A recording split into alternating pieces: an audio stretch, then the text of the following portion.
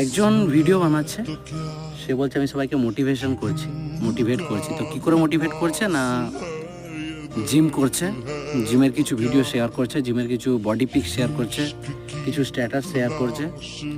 এ বলছে আমি সবাইকে মোটিভেট করছি, বাট আমি হার্ড ওয়ার্ক করছি ভাই। আমি তো দেখতে পাচ্ছি তুমি শুধু জিম করছো, জিমে তোমার পোস্টার ছাড়ছো, তোমার বডি ছাড়ছো, তোমার স্ট্যাটাস ছাড়ছো। এর থেকে বেশি তুমি করছোটা কি? এর থেকে বেশি তুমি কিছু করছো না। আর ভাই আমরা যারা নর্মাল পাবলিক আছি, তোমার এই জিম করা বডি দেখে নিজেদেরকে কি মোটিভেট করবো কি আমরা হার্ড ওয়ার্ক করছি? একটা ভিখারি ছেলেও সারাদিন মাঠে জিম করে, জিম মানে হাড় ভাঙা পরিশ্রম করে, তোমার জিমের তুলনায় অনেক ভালো।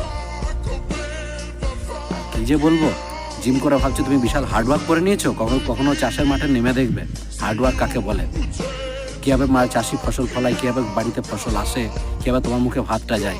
ওই জিমে হার্ডওয়ার্ক করে বডি দেখিয়ে কোনোদিন মোটিভেটেড হয় না।